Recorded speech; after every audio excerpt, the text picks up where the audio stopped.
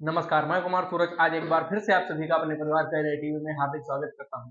जैसा कि हम लोग यूपी पुलिस कांस्टेबल के लिए निरंतर प्रैक्टिस सेटों को हल कर रहे हैं, उसी श्रृंखला में आज हम प्रैक्टिस सेट नंबर 9 हल करने वाले हैं। तो आज का पहला जो क्वेश्चन है वह आपके सामने स्क्रीन पर है। आज का जो पहला क्वेश्चन है वह क्या है? महात्मा गांधी के प्रिय भजनों में से एक वैष्णव जंतु के रचयिता कौन है? महात्मा गांधी का जो सबसे प्रिय भजन है, जो महात्मा गांधी के प्रिय भजन थे, उनमें से एक भजन था वैष्णव जंतु। कौन सा भजन था? वैष्णव जंतु। इसके रचयिता कौन है? तो इसके रचयिता क्या सूरदास जी हैं, मीराबाई, नरसिंह मेहता है या फिर ज्ञानेश्वर जी हैं? तो वैष्णव जंतु के रचयिता कौन है? तो वैष्णव जंतु जो है इसके रचयिता हैं नरसिंह मेहता जी। कौन? नरसिंह मेहता जी हैं रचयिता। क्या था? जो वैष्णव जंतु है वो क्या था? गांधी जी का प्रिय भजन था। इनका जन्म कब हुआ था? इनका जो जन्म कब हुआ था? 15वीं सदी में। कब जन्म हुआ था? इनका जो जन्म हुआ था 15वीं सदी में हुआ था। किसका जन्म हुआ था 15वीं सदी में? नरसिंह मेहता का जन्म हुआ था। अगला क्वेश्चन है आज का, मानव शरीर का कौन सा भाग ऑस्टियो ऑस्टियोपोरोसिस से प्रभावित होता है? मानव शरीर का वह कौन सा भाग है जो ऑस्टियोपोरोसिस यानी कि अस्थि सुस्थिरता से प्रभावित होता है? तो मानव का कौन सा भाग है? क्या केंद्रित तंत्र का तंत्र है, या हृदय है, या हड्डियां हैं, या फिर पैर है? तो मानव शरीर में पाई जाने वाली हड्डियां जो है वह ऑस्टियोपोरोसिस से प्रभावित होती है। क्या प्रभावित होता है? हड्डियां। इसका बिल्कुल सही जवाब हो जाएगा। क्या होगा? हड्डियां हो जाएंगी। ये जो है ऑस्टियो ऑस्टियोपोरोसिस जो है यह किसकी कमी के कारण होता है? यह किसकी कमी के कारण होता है? तो यह होता है खनिज तत्वों की कमी के कारण। किसकी कमी के कारण? खनिज तत्वों, जैसे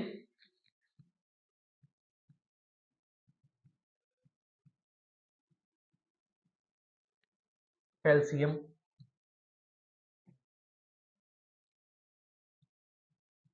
जैसे कि कैल्शियम, फास्फोरस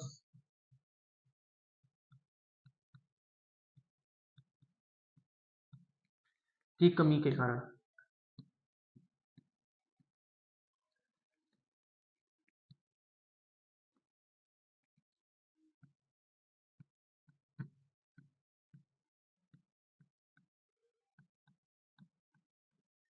जब हमारे शरीर की हड्डियां जो हमारे शरीर की हड्डियां हैं किसके जो है ऑस्टियोपोरोसिस जो है यह किसकी कमी के कारण से हड्डियों को प्रभावित करता है?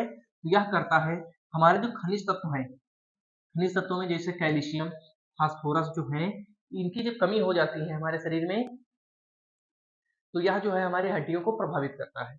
इससे क्या होता है? हड्डियों के टूटने,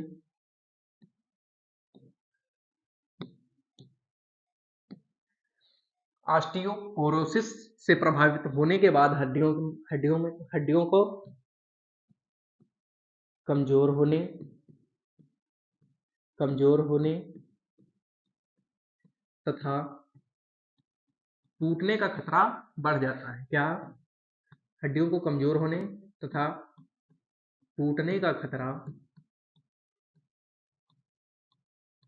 बढ़ जाता है।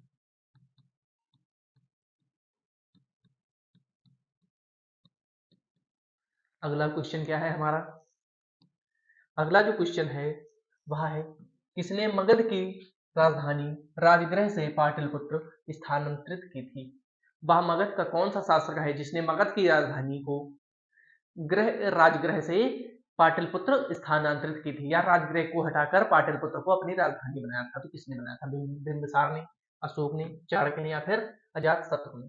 तो मगध का वह कौन सा शासक है? वह शासक है अजातशत्रु। क्या है? अजातशत्रु ने इसको राजगृह से पाटलिपुत्र की राजधानी बनाई थी। लेकिन क्या है, वास्तविक रूप से क्या वास्तविक रूप से वास्तविक रूप से उदयन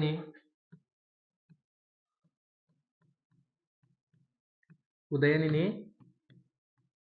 पाटलिपुत्र को राजधानी बनाई। पाटलिपुत्र को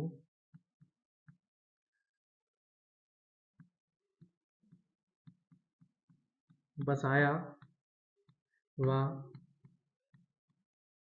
राजधानी बनाई।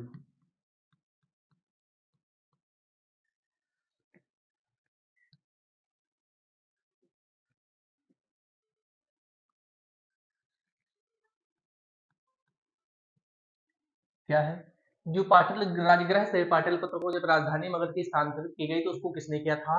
उसको वास्तविक रूप से उदयन ने स्थानांतरित किया था। किसने किया था? उदयन ने पाटलिपुत्र को बसाया था और उसको मगध की राजधानी बनाई। जो उदयन है यह अजातशत्रु का कौन था? तो यह अजातशत्रु का पिता था। कौन था? अजातशत्रु का पुत्र था। कौन? उदयन। अजातशत्रु का कौन था? अजातशत्रु का पुत्र था। अगला क्वेश्चन, योगक्षेमं वाह्म्यहम् किसका आदर्श वाक्य है?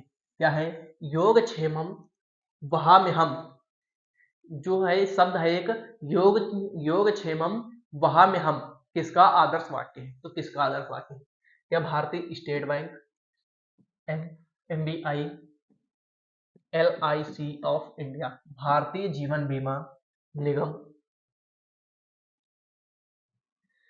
फिर क्या है लोकसभा, या फिर डी प्रधानमंत्री कार्यालय। तो जो योगक्षेमम वहाम्यहम् जो शब्द है यह किसका आदर्श वाक्य है? तो यह आदर्श वाक्य है किसका? यह आदर्श वाक्य हो जाएगा LIC of India, Bharatiya Jeevan बीमा निगम का जो है एक आदर्श वाक्य हो जाएगा। जो योगक्षेम वहाम्यहम् जो वाक्य है यह कहां से लिया गया? यह वाक्य कहां से लिया गया? तो यह कहां से लिया गया था? यह लिया गया है भगवत गीता के मूल श्लोक से। कहां से लिया गया है?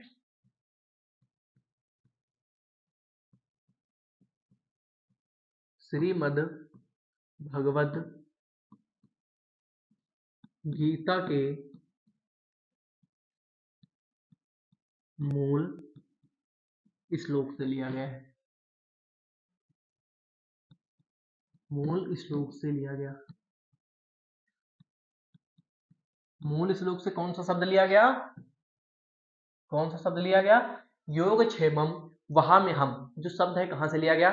श्रीमद् भगवद गीता के मूल श्लोक से लिया गया। यह किसका आदर्श वाक्य है? यह है LIC ऑफ इंडिया यानी कि भारतीय जीवन बीमा निगम जो है उसका मूल या आदर्श वाक्य क्या है? उसका आदर्श वाक्य है योगक्षेमम वहाम्यहम्। अगला क्वेश्चन हमारा क्या है? अगला क्वेश्चन है भारत और श्रीलंका को कौन सा जलडमरू मध्य या जल संधि अलग करता है? निम्नलिखित में से भारत को कौन सा जलडमरू मध्य, भारत और श्रीलंका को कौन से कौन सा जलडमरू मध्य अलग करता है? तो क्या मन्नार की खाड़ी करता है, अकाबा की खाड़ी, मैक्सिको की खाड़ी, या पाक जलडमरू मध्य?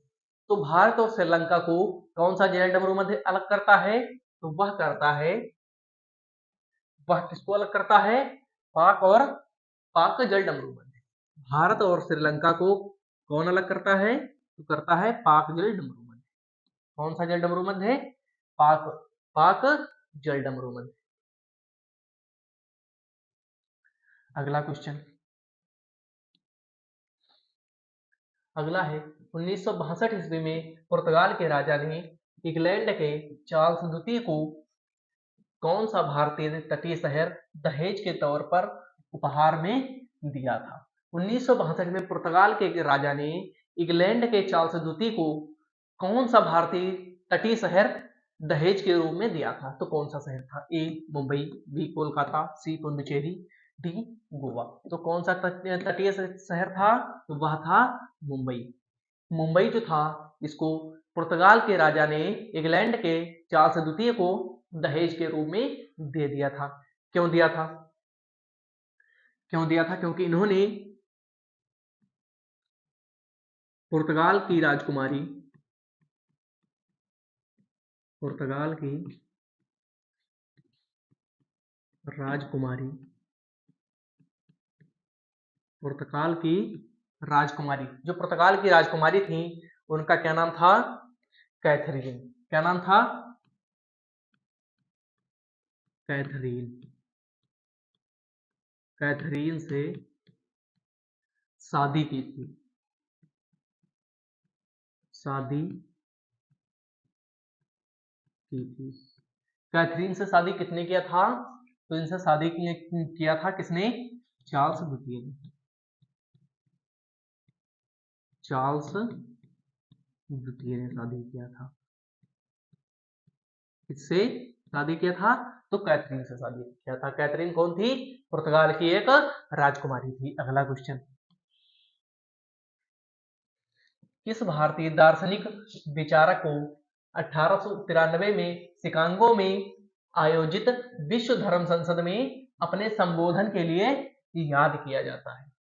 किस भारतीय दार्शनिक विचारक, कौन सा भारतीय दार्शनिक विचारक है जिसको 1993 में शिकागो में आयोजित हुए विश्व धर्म संसद में अपने संबोधन के लिए बुलाया गया था? तो कौन सा भारतीय है? क्या राजा राम मोहन है, स्वामी विवेकानंद है, सर्वपल्ली राधाकृष्णन या रामकृष्ण परमहंस है?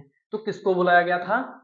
ये किसको जाना जाता है विचारक के रूप में याद किया जाता है? 1983 में शिकागो में हुए विश्व धर्म संसद में अपने संबोधन के लिए किसको बुलाया गया था? तो उसमें बुलाया गया था स्वामी विवेकानंद को। ऑप्शन बी बिल्कुल राइट हो जाएगा। अगला क्वेश्चन, भारतीय साहित्य में आरंभिक 20वीं शताब्दी के मुख्य हिंदुस्तानी लेखक धनपत राय को किस नाम से जाना जाता है? जो धनपत राय हैं, इनको किस नाम से जाना जाता था? जो हिंदी साहित्य में आरंभिक 20वीं सदी के मुख्य हिंदुस्तानी लेखक थे, तो कौन से लेखक थे जिनको धनपत राय के नाम से जाना जाता था? तो धनपत राय, जो यह हम कह सकते हैं कि धनपत राय जो है वह किस भारतीय लेखक का नाम है? 20वीं सदी के किस हिंदुस्तानी लेखक का दूसरा नाम है? क्या फिराक गोरखपुरी का है, अशोक वाजपेयी है, मुंशी प्रेमचंद या फिर बंकिम चंद्र चटर्जी? क्या है? या फिर बंकिम चंद्र चटर्जी हो जाएगा। बंकिम चंद्र चटर्जी होगा। तो क्या होगा? तो किसका नाम है? जो धनपत राय है, यह किसका नाम है? यह नाम है किसका? मुंशी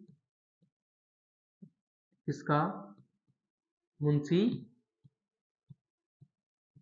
प्रेम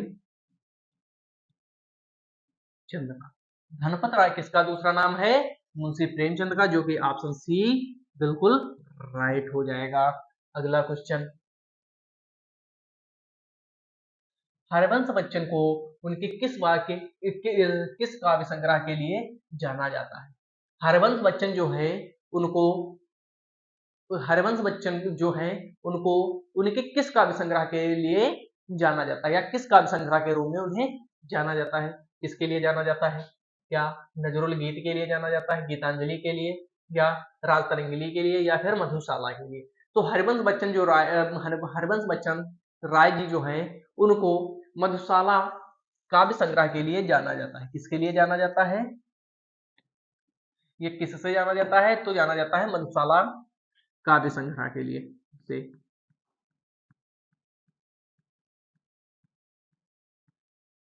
अगला क्वेश्चन, निम्न में से किस संरचना को प्रथम विश्व युद्ध के दौरान अविभाजित भारतीय सेना के सैनिकों की युद्ध स्मृति में बनाया गया? भारत की वह कौन सी संरचना है जिसको प्रथम विश्व युद्ध के दौरान, कब? प्रथम विश्व युद्ध के दौरान अविभाजित भारतीय सेना के सैनिकों की युद्ध स्मृति में के लिए बनाया गया था? तो कौन सा है वह स्मारक है? क्या गेटवे ऑफ इंडिया है, इंडिया गेट, बुलंद दरवाजा, या फिर लाहौरी गेट, लाल किले का मुख्य द्वार? तो कौन सा एक स्मारक है जिसको प्रथम विश्व युद्ध के दौरान यानी कि अविभाजित भारत में बनाया गया था? तो किसको अविभाजित भारत में बनाया गया था? तो बनाया गया था इंडिया गेट को। किसको बनाया गया था? इंडिया गेट को बनाया गया था। अगला क्वेश्चन, अगला है, किसकी आत्मा का शीर्षक गोल है? क्या है शीर्षक? गोल है। वह किसकी आत्मकथा है जिसका जो शीर्षक है वह क्या है? उसका शीर्षक गोल है। तो क्या है? किसकी आत्मकथा है? मेजर ध्यानचंद, भाईचुंग भूटिया, पोले या फिर डेविड बेकहम। तो किसकी आत्मकथा है जिसका शीर्षक क्या है? गोल है। तो किसका शीर्षक गोल है? तो जो शीर्षक किसकी आत्मकथा का शीर्षक गोल है? तो मेजर ध्यानचंद की जो आत्मकथा है इसका शीर्षक क्या है? इसका शीर्षक जो है वह गोल है। किसका शीर्षक गोल है? मेजर ध्यानचंद। मेजर जो ध्यानचंद है इनकी आत्मकथा का शीर्षक गोल है। इनको इनके दूसरों किस नाम से जाना जाता है? इनको दूसरे किस नाम से जाना जाता है? तो हॉकी के जादूगर के नाम से। किस नाम से? हॉकी के जादूगर। मेजर ध्यानचंद को हॉकी का जादूगर भी कहा जाता है। इन्होंने कितने स्वर्ण पदक जीते? तो इन्होंने 3 स्वर्ण पदक जीते। कितने? 3 स्वर्ण पदक जीते। इन्होंने क्या किया? इन्होंने जो है 3 स्वर्ण पदक जीते थे। कब कब जीते? पहला जीते थे 1928 में। कब? 1928। पहला पहला स्वर्ण पदक मेजर ध्यानचंद ने कब जीता था? 1928 में जीता था। कहां पर जीता था? एम्स्टर्डम ओलंपिक में। कहां पर? एम्स, क्या है? AIIMS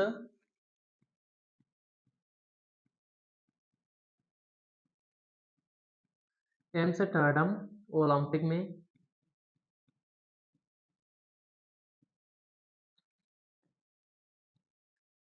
Amsterdam Olympic, Amsterdam Olympic में जीता। दूसरा जो स्वर्ण पदक जीता वह कब जीता था? तो वह जीते थे 1932 में। कब? 1932 में जीते थे। कहां पर जीते थे? दूसरा जो इन्होंने स्वर्ण पदक जीता कब जीता? तो जीते थे 1932 में। और इसको कहां पर जीता था? लॉस एंजल्स में। कहां पर? Los Angeles, Los Angeles Olympic में।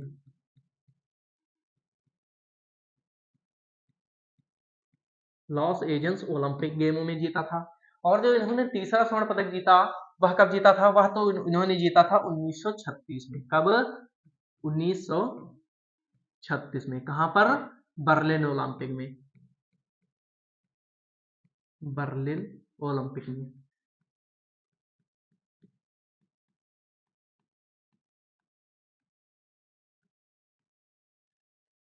तो यहां से आप लोग देखो कि जो गोल है आत्मकथा, किसकी आत्मकथा का शीर्षक गोल है? तो किसकी आत्मकथा का शीर्षक गोल है? वह है मेजर ध्यानचंद की कथा का जो शीर्षक है वह क्या है? शीर्षक जो है बिल्कुल, शीर्षक किसकी कथा का गोल है? आत्मकथा का। तो मेजर ध्यानचंद की आत्मकथा का। इनको किस नाम से, दूसरे किस नाम से जाना जाता है? तो हॉकी के जादूगर के नाम से जाना जाता है। मेजर ध्यानचंद को हॉकी के जादूगर के नाम से जाना जाता है। इन्होंने कितने स्वर्ण पदक जीते? तो इन्होंने 3 स्वर्ण पदक जीते थे। कब कब? पहला 1928 में एम्स्टर्डम ओलंपिक में, दूसरा 1932 लॉस एंजल्स ओलंपिक में, और तीसरा इन्होंने कब जीता था? तीसरा जीता था 1936 बर्लिन बर्लिन ओलंपिक गेमों में। इन्होंने तीसरा अपना स्वर्ण पदक जीता था। अगला हमारा question,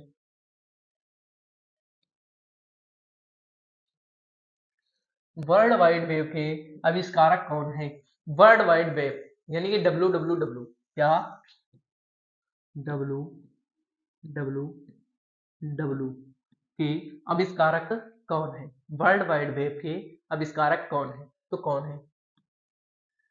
Sergey Brin, Bill Gates, sweet jobs या टिम बर्नर्स ली। तो वर्ल्ड वाइड वेब के आविष्कारक कौन है? तो इसके आविष्कारक हैं टिम बर्नर्स ली। क्या है? Tim Berners Lee. और वर्ल्ड वाइड वेब जो है क्या, www, यह क्या है, यह इंटरनेट का प्राइमरी प्लेटफॉर्म है। क्या, ये क्या है, इंटरनेट का प्राइमरी,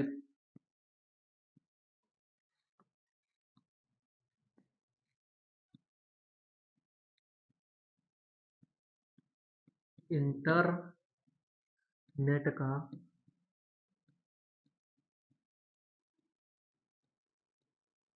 प्राइमरी प्लेटफॉर्म। इंटरनेट का प्राइमरी प्लेटफॉर्म क्या है, वह है world wide web. World wide web के आविष्कारक कौन है, तो इसके आविष्कारक हैं टिम बर्नर्स ली। बिल्कुल राइट हो जाएंगे। अगला क्वेश्चन, महर्षि वाल्मीकि का आश्रम ब्रह्मवर्त में स्थित था, जो वर्तमान में उत्तर प्रदेश के में स्थित है। महर्षि वाल्मीकि का आश्रम ब्रह्मवर्त में स्थित था, जो कि उत्तर प्रदेश में, जो कि वर्तमान समय में उत्तर प्रदेश के किस स्थान पर स्थित है, तो किस स्थान पर स्थित है, क्या बिट्ठूर में है, सीतापुर में है, वाराणसी में है, या फिर इलाहाबाद में है। तो महर्षि वाल्मीकि का जो वर्तमान में आश्रम है वह कहां पर स्थित है, वह स्थित है बिट्ठूर में। क्या है, बिट्ठूर में स्थित है। महर्षि का जो आश्रम है वर्तमान समय में उत्तर प्रदेश के बिट्ठूर नामक स्थान पर स्थित है। अगला क्वेश्चन, अपनी कृति पृथ्वीराज रासो में पृथ्वीराज चौहान के वीरतापूर्ण कार्यों का उल्लेख किसने किया। जो पृथ्वीराज रासो ग्रंथ है, उसके रचयिता कौन है। यहाँ से दो क्वेश्चन, कि जो एक क्वेश्चन आपके सामने है, अपनी कृति पृथ्वीराज रासो में पृथ्वीराज चौहान के वीरतापूर्ण कार्यों का उल्लेख किसने किया, या फिर यहाँ से दूसरा क्वेश्चन क्या बन सकता है कि पृथ्वीराज रासो के रचयिता या पृथ्वीराज रासो जो है उसके लेखक कौन है, या उसको किसके द्वारा लिखा गया। तो क्या है, जगनिक है, चंद्रवरदाई है, या फिर मतीराम है, या घनानंद है। तो जो पृथ्वीराज रासो है, या किसके द्वारा लिखा गया, तो यह लिखा गया था चंद्रवरदाई के द्वारा। किसके द्वारा, चंद्रवरदाई के द्वारा लिखा गया था। कौन सा ग्रंथ, पृथ्वीराज रासो।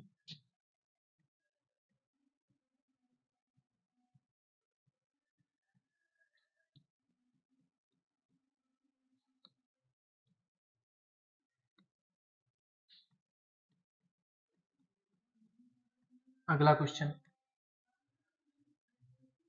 राष्ट्रीय कवि उत्तर प्रदेश के मैथिली शरण गुप्त का जन्म में हुआ था। उत्तर प्रदेश के जो यानी कि राष्ट्रीय कवि हैं उत्तर प्रदेश, राष्ट्रीय कवि मैथिली शरण गुप्त का जन्म उत्तर प्रदेश के किस स्थान पर हुआ था।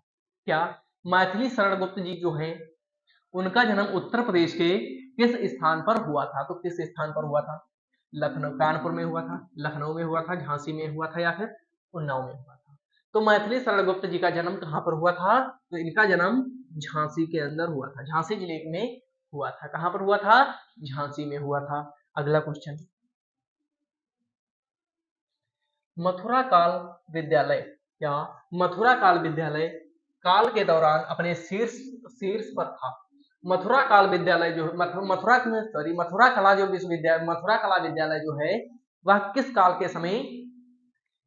के दौरान शीर्ष स्थान पर था, तो किस काल के दौरान में था, तो मौर्य काल के दौरान, कुषाण के समय, मुगल के समय, या सल्तनत के समय। तो जो मथुरा कला विद्यालय है वह किसके समय में शीर्ष पर था, तो वह था कुषाण के समय शीर्ष पर था। किसके समय में, किस काल के दौरान में, तो कुषाण काल के दौरान में था। किसका शासन था, किसका शासन था, तो कनिष्क का शासन था। कनिष्क के समय में, किसके समय में, कनिष्क के समय, कनिष्क के शासन के समय, कनिष्क के शासन के समय में जो मथुरा कला विद्यालय है वह कुषाण काल के दौरान अपने शीर्ष स्थान पर था।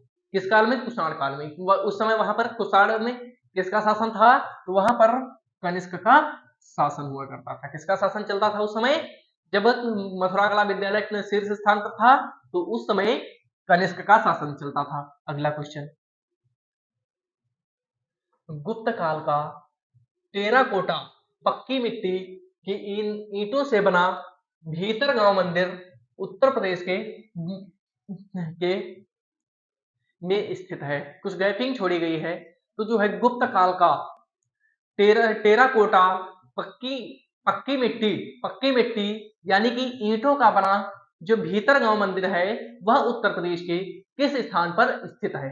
तो उत्तर प्रदेश के किस स्थान पर स्थित है? तो किस स्थान पर स्थित है? चित्रकूट, कानपुर, गोरखपुर या फिर वाराणसी?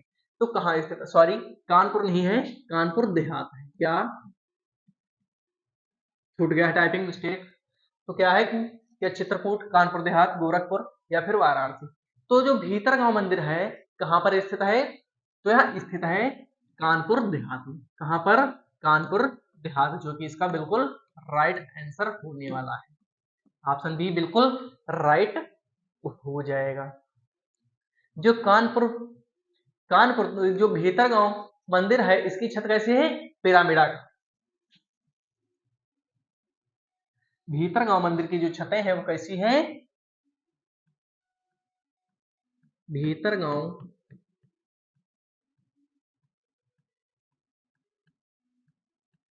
मंदिर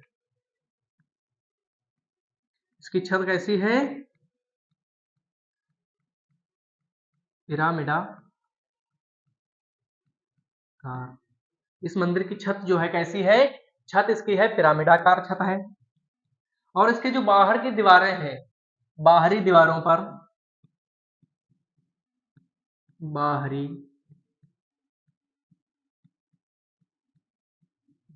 पर देवताओं की मूर्तियां हैं। देवताओं की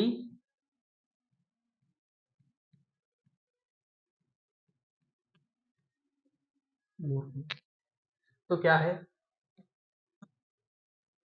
गुप्त काल का टेराकोटा पक्की मिट्टी यानी ईंटों से बना भीतर गांव मंदिर उत्तर प्रदेश के कानपुर देहात में स्थित है। कहाँ स्थित है? कानपुर देहात में स्थित है। इसकी जो छत है कैसी है? तो इसकी जो छत है पिरामिडाकार है। कैसी? पिरामिडाकार छत है। कैसी छत है? पिरामिडाकार। और इसकी जो इस मंदिर की जो बाहरी दीवारें हैं, कौन सी दीवारें? बाहर की जो दीवारें हैं उस पर क्या है? देवताओं की मूर्तियां बनी हुई है। जो भीतरगांव मंदिर है उस कौन सा मंदिर? भीतरगांव मंदिर। इसकी जो बाहरी दीवारें हैं इस पे क्या है? देवताओं की मूर्तियां भी बनी हुई है। अगला क्वेश्चन है, वाराणसी के विश्वनाथ मंदिर का निर्माण के द्वारा किया गया। वाराणसी का जो विश्वनाथ का मंदिर है उसका निर्माण किसके द्वारा करवाया गया या किया गया? किसके द्वारा इसका निर्माण किया गया? किस मंदिर का? वाराणसी में स्थित विश्वनाथ मंदिर का निर्माण तो किसके द्वारा किया गया था? तो यह किया गया था रानी अहिल्याबाई के द्वारा। किसके द्वारा? रानी अहिल्याबाई के द्वारा वाराणसी स्थित विश्वनाथ मंदिर का निर्माण किया गया था। अगला क्वेश्चन, उत्तर प्रदेश के लोकायुक्त भ्रष्टाचार विरोधी प्राधिकरण का पद में सृजित किया गया। जो उत्तर प्रदेश का लोकायुक्त यानी कि भ्रष्टाचार विरोधी प्राधिकरण है, इसको कब सृजित किया गया या इसको कब बनाया गया? तो इसको कब बनाया गया? 1950 में, 1965 में, 1975 में, 1977 में। तो जो उत्तर प्रदेश का लोकायुक्त है इसको कब बनाया गया? तो इसको बनाया गया था 1977 में। कब इसका सृजित किया गया? सृजित कब किया गया? इसका जो सृजन हुआ कब हुआ? यह हुआ था 1977 में हुआ था। इसका सृजन कब हुआ था? 1977 को हुआ था। और इसका जो गठन है, सॉरी क्या होगा? 1975 होगा। क्या होगा? 1975 होगा। ये सृजित कब किया गया? 1975 में। कब किया गया? 1975 में इसका बनाया गया। और जो पहले और इसका जो गठन है, गठन कब हुआ था? गठन हुआ था 1976 में। इसका जो गठन हुआ था, इसका लोकायुक्त का, लोकायुक्त जो बनाया गया, इसको कब बनाया गया? 1975 में। इसका गठन कब हुआ? 1976 में। और पहले लोकायुक्त कौन थे? पहले लोकायुक्त, पहले जो लोकायुक्त थे वह कौन थे? वह थे विश्वभर दयाल जी थे। कौन?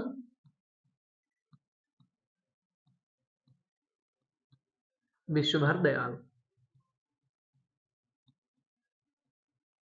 पहले लोकायुक्त कौन थे? भारत जो उत्तर प्रदेश के पहले लोकायुक्त कौन थे? तो पहला लोकायुक्त थे विश्वभर दयाल। और इनको पहला लोकायुक्त कब चुना गया? लोकायुक्त कब चुना गया? लोकायुक्त जो चुना गया, तो इनको कब चुना गया था पहला लोकायुक्त? तो चुना गया था 14 सितंबर 1976 को। कब? 14 सितंबर 1976 को चुना गया। कब? 1976 को इनको पहला लोकायुक्त चुना गया था। उत्तर प्रदेश में लोकायुक्त कब सृजित किया गया? तो किया गया 1975 में, इसको सृजित किया गया। इसको कब सृजित किया गया? 1975 में। इसका गठन कब हुआ? 1976 में इसका गठन हुआ। और पहले जो लोकायुक्त थे वह कौन थे? विश्वभर दयाल। पहले लोकायुक्त कौन थे उत्तर प्रदेश के? उत्तर प्रदेश के पहले लोकायुक्त कौन थे? तो पहले लोकायुक्त थे विश्वभर दयाल। और इनको कब पहला लोकायुक्त चुना गया? तो लोकायुक्त कब चुना गया इनको? तो इनको चुना गया था 14 सितंबर 1976 को। इनको विश्वभर को 14 सितंबर 1976 को उत्तर प्रदेश के पहले लोकायुक्त पद पर चुना गया। अगला क्वेश्चन, फर्रुखाबाद में गंगा नदी के किनारे मुगल घाट का निर्माण बादशाह ने करवाया था। फर्रुखाबाद में गंगा नदी के किनारे पर मुगल घाट का जो निर्माण है वह किसने करवाया था? कहां पर? फर्रुखाबाद में गंगा नदी के किनारे मुगल घाट का निर्माण किस बादशाह ने करवाया था, या किस राजा ने करवाया था? तो किसने करवाया था? अकबर ने करवाया, औरंगजेब ने करवाया, शाहजहां ने करवाया, या फिर जहांगीर ने करवाया था? तो फर्रुखाबाद में गंगा नदी के किनारे मुगल घाट का निर्माण जो करवाया था, तो किसने करवाया था? तो करवाया था औरंगजेब ने। किसने? औरंगजेब। ऑप्शन बी बिल्कुल राइट हो जाएगा।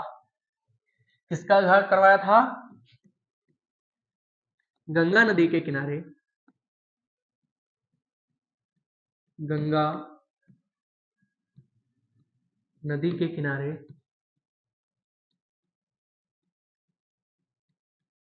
गंगा नदी के किनारे मुगल घाट का निर्माण, मुगल घाट का